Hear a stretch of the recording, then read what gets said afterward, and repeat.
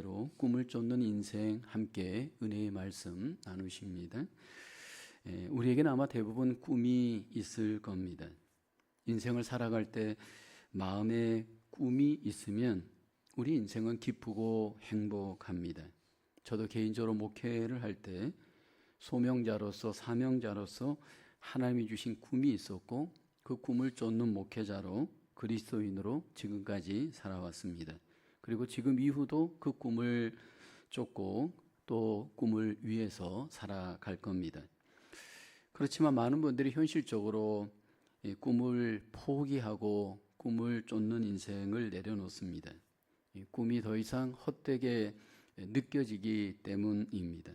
그래서 현실의 삶에서 꿈을 이루지 못하고 꿈을 포기하는 분들도 의외로 많이 있습니다. 어떻게 하면 우리는 계속해서 꿈을 쫓는 인생 살아갈 수 있을까? 오늘 본문의 아브라함을 보면 꿈을 쫓는 인생을 살았습니다. 하나님께서 아브라함에게 그 마음의 꿈을 갖도록 은혜를 주셨죠. 어느 날 아브라함에게 하나님이 나타나셔서 그 마음의 꿈을 갖도록 말씀을 주십니다. 창세기 12장 2절에서 시작이 되어지죠. 내가 너로 큰 민족을 이루고 내게 복을 주어 내 이름을 장대하게 하리니 너는 복이 될지라. 하나님이 주신 말씀이 그 안에 들어가면서 그는 그것이 꿈이 되었고 그것이 인생의 비전이 됩니다. 큰 민족을 이루는 꿈을 갖게 되었고 장대하게 되는 꿈을 갖게 되었고 그로 인해서 그는 하나님이 주실 그 땅에 대한 꿈을 갖고 이제 꿈을 향해 도전하는 인생을 살아갑니다. 우리가 꿈을 갖고 믿고 쫓는 인생을 살아갈 때 항상 우리 앞에 있는 삶이 그 꿈을 쫓는 인생의 어떤 삶처럼 그렇게 수월하진 않습니다. 왜냐하면 꿈을 쫓는 그 인생 앞에 너무나도 현실적인 고난들, 꿈과 반대되어지는 일들이 우리 앞에 있습니다. 오늘 본문의 아브라함도 그랬죠. 하나님이 주신 그 꿈을 향해서 나아갔지만 시간이 지나면서 그 마음은 힘들었습니다. 꿈이 보이지 않고 너무나도 비현실적인 현실의 삶이 그에게 찾아오면서 마음의 낙심이 찾아옵니다. 그러나 오늘 본문에서는 다시 아브라함이 꿈을 회복하고 그 꿈을 쫓는 인생으로 전환점이 이루어지는 오늘 본문의 내용입니다. 오늘 우리에게도 꿈과 너무나도 비현실적인 삶 앞에서 꿈을 쫓을 것인가 현실을 쫓을 것인가 알게 모르게 우리 속에 갈등이 일어나곤 합니다. 꿈을 쫓는 인생을 위해서 오늘 본문 아브라함을 보면서 우리에게 필요한 것이 무엇일까요? 첫째로 꿈을 쫓는 인생, 꿈을 위해서 기도해야 합니다. 오늘 창세기 15장 2절을 보면 아브라함이 이르되 주 여호와여 무엇을 내게 주시려 하나이까? 나는 자식이 없사오니 나의 상속자는 이 다메섹 사람 엘리에셀이니이다. 지금 아브라함이 하나님께 일렀다 이르되라는 이 의미는 사실 하나님께 기도하는 겁니다. 근데 지금 아브라함이 하나님 앞에 기도하는 이 상황은 어떤 상황인가 하면 창세기 15장 1절을 보게 되면 이후에 여호와의 말씀이 환상 중에라고 합니다. 여기 보면 환상을 하나님이 아브라함 가운데 나타내십니다. 옛날 성경은 이상이라고 되어 있고 영어 성경에는 이제 비전이라고 되어 있습니다. 옛날에는 아직 성경이 아브라함 때는 아직 성경의 계시가 나타나기 이전 하나님께서 지금 아브라함에게 마치 꿈의 어떤 무아지경과 같은 그 환상의 상태로 임재하신 겁니다. 그리고 아브라함 가운데 하나님께서 이제 말씀을 하십니다. 하나님께서 아브라함에게 나타나셔서 가장 먼저 주목한 것은 아브라함의 내면입니다. 지금 아브라함의 내면은 어떤 상태였느냐면 두려움의 내면에 있었습니다. 그래서 하나님께서는 아브라함에게 1절에 아브라함아 두려워하지 말라 그렇게 하나님이 먼저 말씀을 합니다. 비전 가운데 하나님이 나타나셔서 지금 아브라함에게 두려워하지 말라 말씀하신 이유가 무엇일까요? 창세기 15장 이후에라는 그 1절 말씀은 14장의 사건 이후에의 의미가 있습니다. 창세기 14장 지난번에 우리가 나누었던 그 내용이 어떤 내용이었냐면 아브라함이 318명의 가병을 끌고 조카 롯을 구해온 사건이 소개됩니다. 연합군을 공격해서 마침내 조카 롯을 구출했습니다. 외적으로는 승리를 분명히 한 겁니다. 그렇지만 승리를 했다고 해서 그 승리가 계속 보장되는 정황은 아닌 불안한 상황이 그의 외적 정황입니다. 아브라함을 맞이하였던 살레망 제사장인 아비멜렉이 그를 환대했고 큰 환영을 했습니다. 그로 인해서 뭔가 승리는 외적으로 했지만 여전히 연합군이 남아있고 외적으로는 무엇보다도 내적으로 그에게 굉장히 어려운 삶의 정황은 하나님이 약속했던 것들이 아무것도 지금 이루어진 정황이 아닙니다. 특별히 그에게 있어서 약속했던 자녀가 여전히 하나님이 주시지 않는 정황입니다. 그때 하나님께서 아브라함에게 나타나셨고요. 15장 1절 하반절에 보면 아브라함아 두려워하지 말라 한 뒤에 무엇을 하나님이 먼저 말씀하냐면 나와 너와의 관계에 대해서 나는 내 방패가 되고 너의 지극히 큰 상급이다 하나님이 말씀하죠. 하나님께서 아브라함의 방패가 되어 주십니다. 하나님께서 아브라함의 상급이 되어 주십니다. 무엇을 전제하는 말씀일까요? 지금 어떤 대적이 몰려올 수 있는 정황에서 하나님이 방패가 되어주면 그 해를 막을 수가 있습니다. 그리고 아무런 지금 씨도 없고 자녀도 없고 땅도 없는 정황에서 하나님이 상급이 되어주신다면 모든 것을 얻을 수 있는 그런 정황이다라는 것을 하나님이 지금 아브라함에게 컨펌을 합니다. 인생을 살아갈 때 많은 분들이 왜 꿈을 포기할까요? 왜 많은 사람들이 꿈을 쫓다가 중간에 낙오할까요? 그 가장 큰 이유는 두려움입니다. 특별히 실패에 대한 두려움 때문에 현실의 안정을 더 원하기 때문에 결국은 꿈을 내려놓습니다. 그리고 내 앞에 있는 어떤 그 현실적인 것들을 힘으로 삼고 내 앞에 있는 현실적인 것들을 더 상으로 삼는 그런 아주 지극히 현실적인 실용주의적인 삶에 우리는 아주 익숙하게 길들여져 있습니다. 그런데 하나님께서 그럴 뻔한 아브라함에게 찾아오셔서 먼저 그 두려워하는 마음을 진정시키시고 아브라함에게 먼저 두려워하지 말라 말씀을 합니다. 우리가 이 시간도 하나님 앞에 예배하면서 우리의 꿈을 가로막고 믿음을 가로막는 가장 큰 장애물은 외부에 있지 않습니다. 반복되는 이야기지만 내부에 있는 것을 하나님은 주목하시고요. 하나님께서는 두려워하지 말라 말씀을 합니다. 하나님이 주신 꿈을 향해 쫓아갈 때 먼저 우리 안에 두려움을 하나님은 물리칠 것을 말씀을 합니다. 그때 아브라함이 하나님 앞에 다짜고짜 질문하죠. 하나님, 주 여호와께서 무엇을 내게 주시려 하는 겁니까?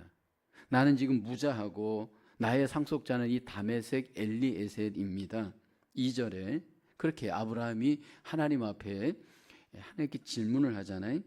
지금 아브라함에게 가장 궁금한 것은 하나님께서 나에게 상급을 주신다고 하였고 하나님이 상급이라고 말씀을 하였는데 도대체 하나님이 나에게 주시는 상급이 무엇입니까? 엘리에셀이 나에게 준 하나님의 상급입니까? 자식이 없는 입장에서 아브라함의 입장은 이 엘리에셀, 보이는 그 엘리에셀을 하나님이 주신 상급으로 생각을 하고 있었습니다. 그때 하나님이 아브라함에게 말씀하죠. 4절을 볼까요? 여호와의 말씀이 그에게 임하여 이르시되 그 사람이 내 상속자가 아니라 내 몸에서 날 자가 내 상속자가 되리라. 하나님께서 아브라함에게 꿈이 상실된 아브라함에게 하나님의 그 씨에 대한 꿈, 비전을 다시 회복시켜 줍니다. 하나님께서 이런 비전을 심어줄 수 있었던 것은 아브라함이 하나님 앞에 기도하였잖아요. 창세기 15장 2절에 보면 아브라함이 이르되 주 여호와여 무엇을 내게 주시려 하나이까 물었잖아요. 하나님 앞에 기도하였을 때 하나님께서 이 아브라함에게 그 꿈을 확인시켜주고 다시 꿈을 쫓는 인생이 되도록 은혜와 응답을 주십니다. 여러분, 우리가 왜 기도해야 할까요? 많은 분들이 그 꿈을 쫓지 못하는 이유 중에 하나는 그 마음에 기도가 없기 때문입니다. 여러분, 기도란 무엇이냐면 하나님과의 대화입니다. 하나님과 우리가 대화를 할 때 우리의 마음이 하나님께 전달이 됩니다. 우리가 인간 대 인간도 관계를 맺을 때 대화를 하다 보면 마음이 전달되잖아요. 특별히 이 마음의 소원을 하나님께 아뢰면서 전달되는 시간이 기도입니다. 근데 그 전달되는 마음 속에는 우리의 무엇이 포함되냐면 꿈이 포함이 되어집니다. 하나님 앞에 내 마음에 품고 있고 믿고 있는 그 꿈이 우리의 기도를 통해서 하나님 앞에 전달되면서 하나님께서 그 꿈 속에 역사하시고 그 꿈 속에 하나님이 인도하시잖아요.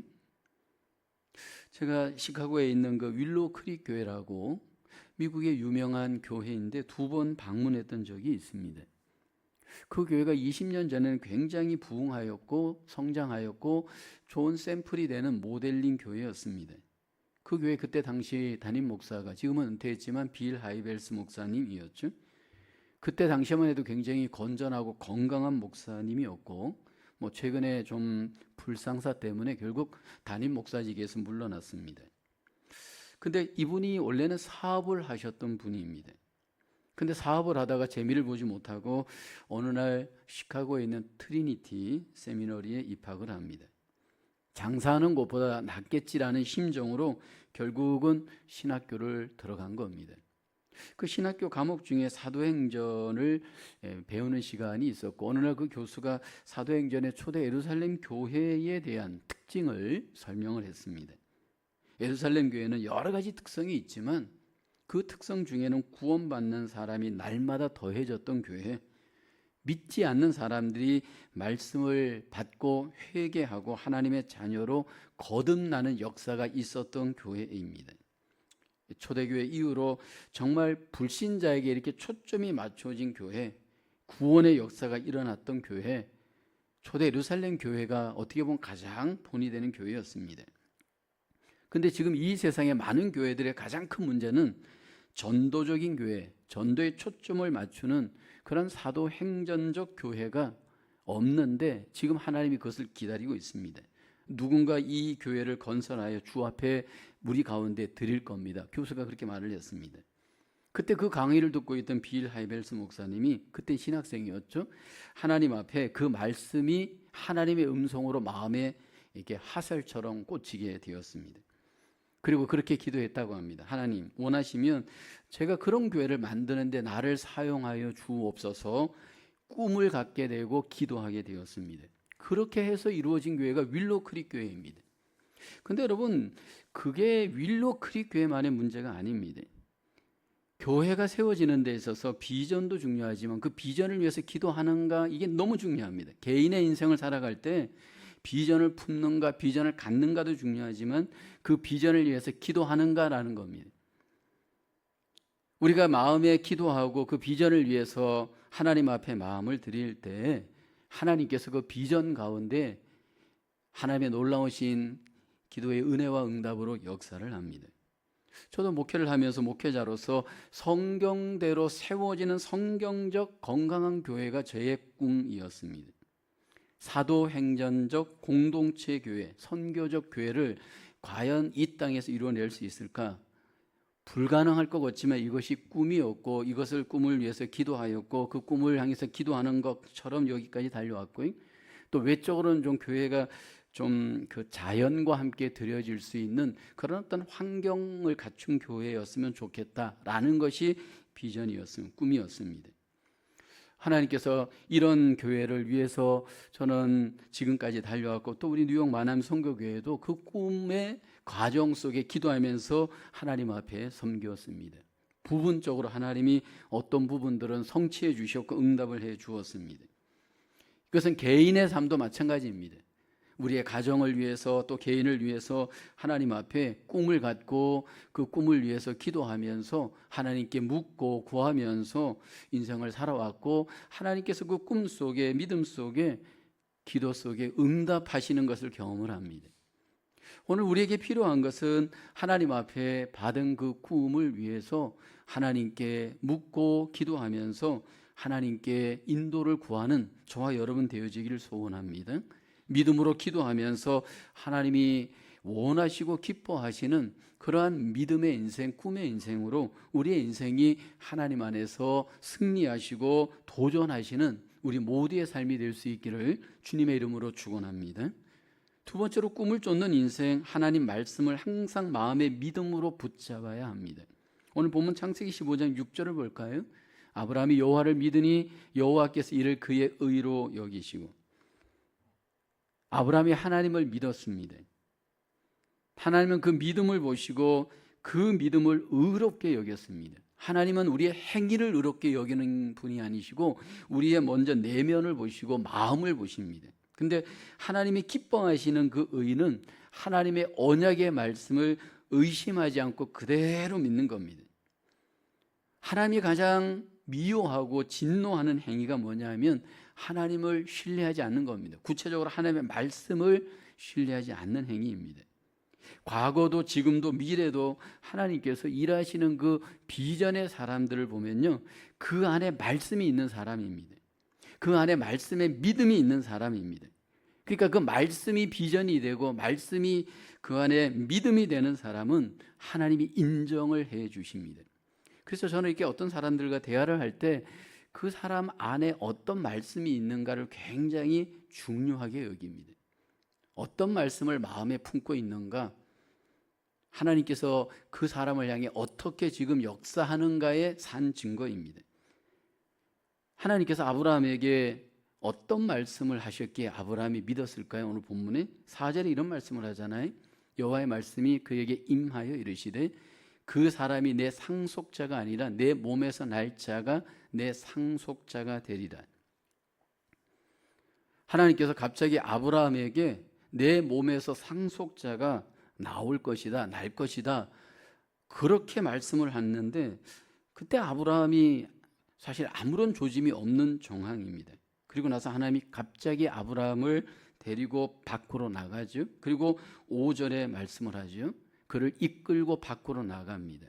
그러면서 무엇을 보여주냐면 하늘을 우러러 무별을 셀 수 있나 보라. 또 그에게 이르시되 내 자손이 이와 같으리라. 하나님이 아브라함에게 하늘을 보여주시고 별을 보여주십니다. 그리고 별과 같은 자손을 말씀을 하죠.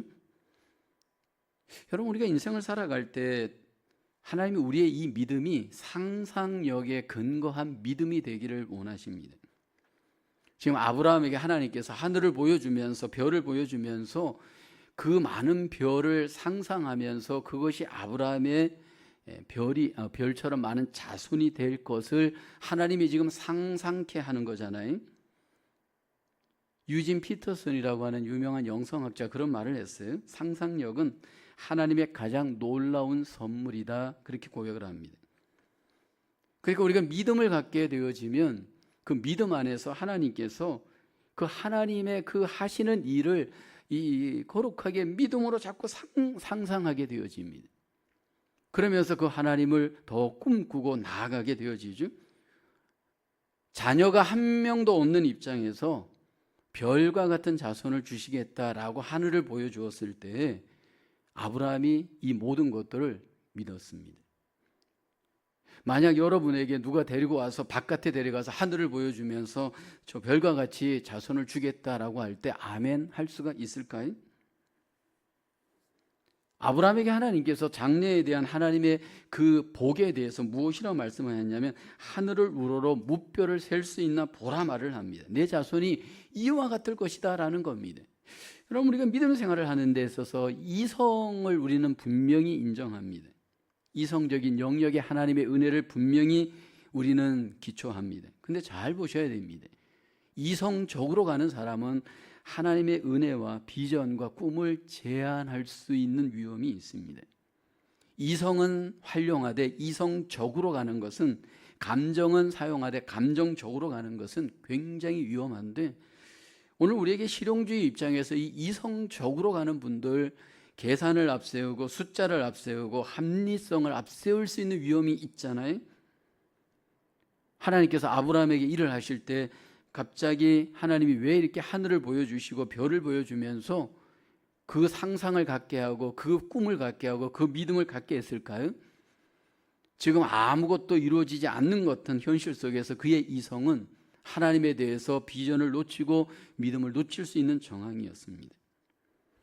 우리가 성경을 함께 대하면서 하나님의 약속을 대할 때, 옛 언약, 구약, 새 언약, 신약을 대할 때 이 언약의 말씀을 하나님은 먼저 우리에게 약속의 말씀으로 주었습니다. 근데 이 성경 안에 보면 많은 약속이 있어요. 구원의 약속이 있고, 기쁨의 약속이 있고, 평화의 약속이 있고, 소망의 약속이 있고, 승리와 복의 약속이 있습니다. 근데 이 약속을 내 안에서 믿고 꿈꾸고 바랄 때 얼마만큼 이 이성을 우리가 하나님 안에서 사용할 것인가.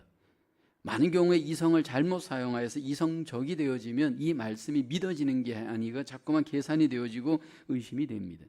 때로는 하나님 앞에 이성을 복종시켜서 그 너머에 있는 하나님을 상상하면서 믿고 꿈꾸고 도전할 때 그 하나님의 역사도 경험할 수가 있습니다.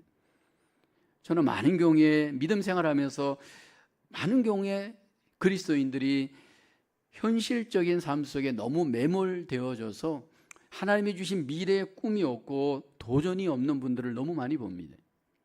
왜 그럴까를 제 나름대로 생각을 해봅니다. 그 이유는 간단합니다. 매일같이 하나님이 주시는 그 묵상을 통해, 말씀을 통해 내 안에 심령 속에 주시는 하나님에 대한 거룩한 비전들이 내 안에서 경험되지 않았기 때문입니다. 요즘 저희가 묵상하는 최근에 이제 구약 역대기서를 묵상했고 이제 에스라서를 묵상하면서 여러분들의 마음은 어떠신가요? 여러분, 이렇게 하나님께서 바벨론에서 포로되었던 이스라엘 백성을 회복시키면서 그 성을 지키며 세우면서 되어져 가는 그 회복의 역사들 하나하나를 보게 되면, 그 안에서 보여지는 하나님을 보게 되면 우리 안에 하나님에 대한 비전과 꿈들이 꿈틀꿈틀 마음에 일어나잖아요. 묵상을 하지 않고 매일같이 잠자고 있는 사람들 속에는 여러분 꿈이 살아날 수 없어요. 아무 일도 일어나지 않습니다. 제가 이 교회에서 15년 있을 때 어떤 분들은 꿈이 살아나고 그 꿈속에 도전하여서 위대한 비전을 이루고 성취를 이루고 열매를 이루는 분도 보고요, 그렇지 않은 분도 많이 봅니다. 여전히 옛날 그 상태로 있고 그냥 머물러 있는 사람들도 봅니다. 교회가 그렇습니다. 성경 중심적인 건강한 교회 공동체를, 선교적인 교회 공동체에 대한 비전을 갖고 이것을 날마다 말씀을 마음에 품고 믿고 살아갈 때 결국은 하나님이 일하십니다. 제자훈련을 하면서 제가 경험하는 거는요, 요즘 월요일날 이제 제자훈련이 마쳤는데 그 말씀 안에 꿈꾸는 분들을 만나면 굉장히 감사합니다. 날마다 묵상을 하면서 그 말씀 속에 하나님을 경험하신 분들을 보면요, 삶이 생동력이 있습니다. 왜냐하면 그 안에 꿈을 꾸고 있기 때문입니다. 하나님의 일하심에 대한 기대감이 있는 분들을 보면 삶에 활력이 있고 삶의 꿈이 있는 분들은 마음의 기쁨과 감사가 넘치는 것을 보게 되어집니다. 여러분, 중요한 것은 우리 안에 마음이 먼저 말씀으로 중심을 잡아야 됩니다. 그런데 너무 일 중심으로 가는 분들, 눈에 보이는 어떤 사람 중심에 인정받는 외적인 일 중심으로 가는 분들은 죄송하지만 꿈을 쫓는 것이 아니고 인정을 쫓는 겁니다.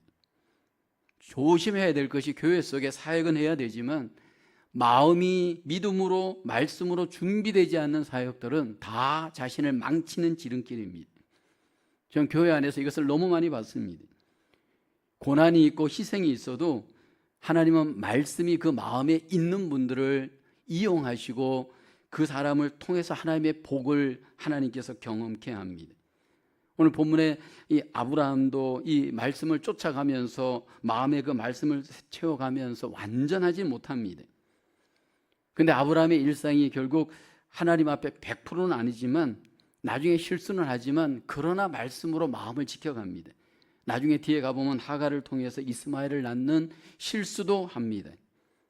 그런데 아브라함이 결국은 창세기 22장에 가보면 그 인생 속에 하나님의 말씀을 절대적으로 마음에 믿고 그로 인해서 결국 그의 인생은 아들까지도 순종하면서 내어주면서 하나님 앞에 비전의 인생으로, 꿈의 인생으로 승리를 합니다.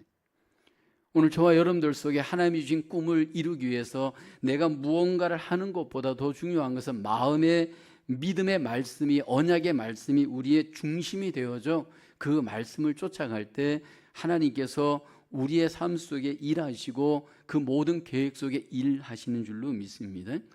꿈을 향해 쫓아갈 때 우리에게 중요한 것은 먼저 하나님을 쫓아가야 되고 말씀을 쫓아가야 되지, 우리한테 보여지는 자꾸 외적인 일들에 잘못 집착하다가 하나님을 놓칠 수 있는 위험이 우리에게 있습니다. 하나님의 뜻을 이루면서 언약의 말씀을 붙들고 그 하나님의 복을, 은혜를 경험하시는 저와 여러분 되어지기를 주님의 이름으로 축원합니다. 세 번째로 꿈을 쫓는 인생, 언약하신 하나님께 최선의 예배로 먼저 영광을 돌려야 합니다. 오늘 본문 창세기 15장 9절에 보면 여호와께서 그에게 이르시되 나를 위하여 3년 된 암소와 3년 된 암염소와 3년 된 순양과 산비둘기와 집비둘기 새끼를 가져올지니라. 여기 아브라함이 사실 완전한 믿음이 이 상태 아니었습니다. 여러 가지 궁금증도 있었고 의심도 있었습니다. 그런데 아브라함이 하나님에 대해, 하나님이 자기에게 주신 씨에 대한 궁금증 하나님이 해결해 주었습니다. 그런데 다음에 아브라함이 땅에 대한 궁금증이 있었습니다. 그의 그 땅에 대한 비전, 꿈을 쫓아가면서 15장 8절에 보면 아브라함이 그렇게 하나님 앞에 묻잖아요. 그가 이르되 주 여호와여, 내가 이 땅을 소유로 받을 것을 무엇으로 알리이까? 아브라함이 하나님 앞에 질문했습니다. 질문의 의도가 뭐냐면 땅에 대한 하나님의 약속을 믿기는 하는데, 꿈도 갖고 있는데 하나님 좀 사인을 보여주십시오. 하나님의 그 보여주시는 그 땅에 대해서 증거를 좀 나에게 보여주십시오라고 물었습니다. 그때 하나님께서 아브라함에게 갑자기 제물을 드리라 말씀을 하면서 제사를 이야기합니다. 지금으로 얘기하면 예배를 드리라는 겁니다.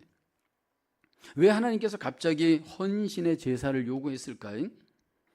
아브라함이 지금 약속의 축복의 그 어떤 땅을, 그의 꿈인 그 땅을 보여달라라고 하자 하나님이 너에게 있는 소유된 가축들 중에서 구별하여서 제물을 드려서 하나님 앞에 가지고 오라 하십니다. 그러면서 아브라함에게 하나님이 특정한 제물을 지목을 하십니다. 3년 된 암소, 3년 된 암염소, 3년 된 순양, 여기 연수까지도 하나님이 제안하여서 아브라함에게 드리라 말합니다. 왜 3년이었을까요? 3년 정도는 가장 상품 가치가 있는 것들입니다. 그런데 하나님께서 나를 위하여서 가장 귀한 것을 드리라 하십니다. 유목민의 입장에서, 유목민은 아브라함의 입장에서 어쩌면 가장 그가 아끼는 가축들, 가장 귀한 것들을 하나님은 먼저 하나님께 내어 드리라 말씀을 합니다. 근데 아브라함이 이 하나님의 뜻대로 하나님께 최선의 것을 내어 드리면서 제사하죠. 우리가 성경 속에 하나님은 철저히 언약의 하나님인데, 그 언약의 하나님은 인간과의 관계를 맺을 때 상호성의 반응을 항상 기대해야 합니다. 여러분, 인간관계가 상호 간의 관계가 일어나듯이 하나님과의 관계도 상호적입니다. 근데 어떤 하나님은 반응을 기대하시느냐 하면 인격적 반응을 원하십니다. 만약 여러분 한 사람과 한 사람이 지금 만나서 교제를 하는데 한 사람은 이 한 사람에게 전혀 무반응이에요. 무감각에 반응을 안 해요. 여러분, 그럼 그 관계의 교제는 어떤 결과가 올까요? 당연히 깨어지죠.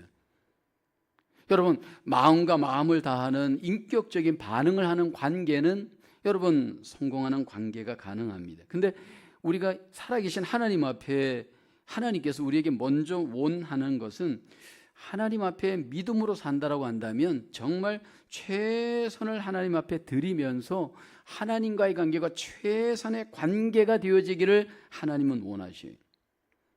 그러니까 하나님이 지금 가장 좋은 것을 하나님께 먼저 드리면서 하나님을 높이면서 하나님께 예배하라는 겁니다. 우리가 신약에 들어가 보면 하나님이 우리에게 원하시는 예배가 어떤 예배냐 하면 우리의 몸을 산 제물로 드리는 예배를 드리라고 하잖아요. 어떻게 여러분 몸이 산 제물로 드릴 수가 있나요? 그만큼 하나님 앞에 전폭적으로 전인격적으로 하나님 앞에 자기를 드리라는 겁니다. 왜냐하면 하나님께서 그 예배를 통해서 영광을 받으시고 그 예배자를 통해서 하나님이 하시고자 하시는 그 모든 뜻들을 나타내시고 그 꿈을 나타내시고 하나님의 복을 나타내시기 때문입니다. 지금 땅 이야기를 하다가 갑자기 하나님께서 예배 이야기를 하는 이유가 바로 여기에 있습니다. 여러분, 인생을 볼 때 그 사람의 복은 예배할 때 딱 대부분 결정이 됩니다. 예를 들어서 여러분 어떤 관계를 맺을 때, 내가 어떤 사람과 관계를 할 때 매일 그 사람 앞에 갔을 때 무감각하고 졸고 대충 건성건성 여러분 그 사람과 관계를 하면 그 사람과의 관계의 복은 다 이미 그 관계할 때 다 놓치는 겁니다. 뭐 아무리 뭐를 선물로 줘도 의미가 없습니다. 이미 관계할 때 마음을 다하지 않았기 때문에 여러분 그 사람과의 관계의 복은 누릴 수 없습니다. 근데 이건 하나님과의 관계도 동일합니다.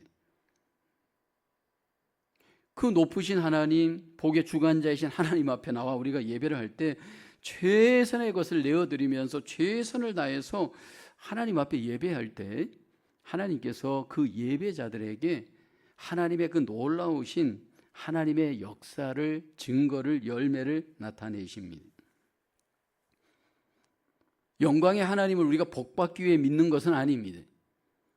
근데 영광의 하나님께서 영광을 받으실 때 그 사람에게 이루어질 하나님의 약속들이, 비전들이, 꿈들이 어떻게 가시적으로 열매 맺을 수 있는지를 여러분 우리는 성경을 통해 배우게 되어지잖아요. 저는 인생 후반기에 갔을 때, 지금 후반기를 달리면서 경험하는 것은 이 언약의 하나님은요, 심은 대로 거두게 하시는 하나님이신 것을 철저히 경험합니다.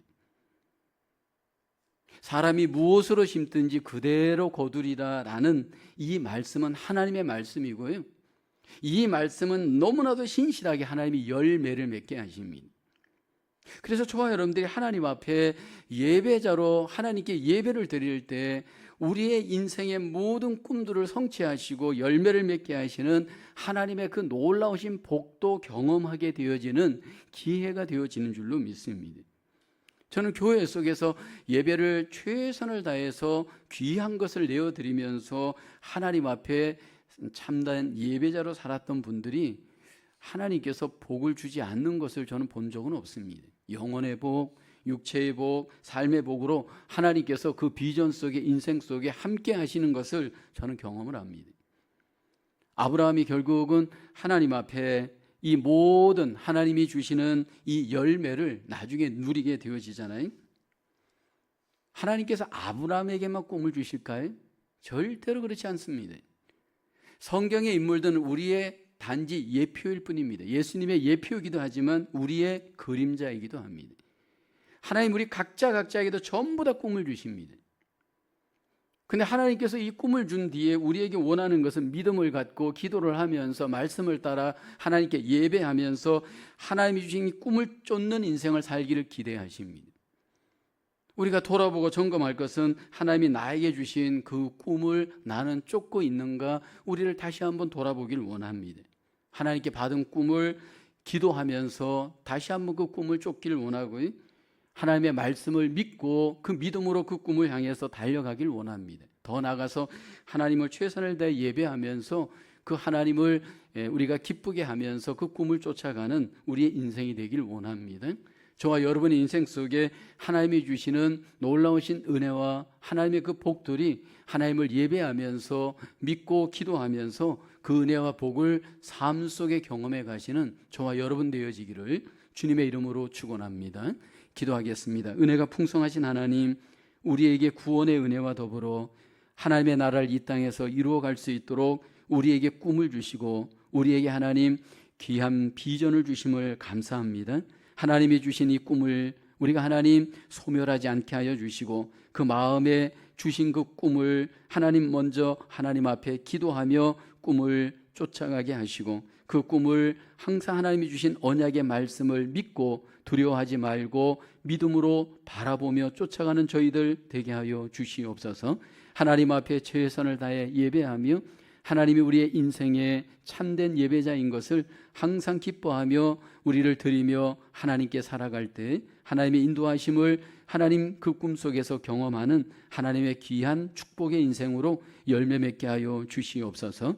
이 한 해도 남은 생에도 하나님이 우리에게 주신 그 꿈이 우리에게 항상 하나님 믿음으로 하나님을 쫓고 그 꿈을 쫓아가며 하나님의 복을 누려가는 이 땅의 삶이 우리 모두가 되어질 수 있도록 붙들어 주시고 승리할 수 있도록 함께하여 주시옵소서. 믿사옵고 감사하오며 예수님의 이름으로 기도하옵나이다. 아멘.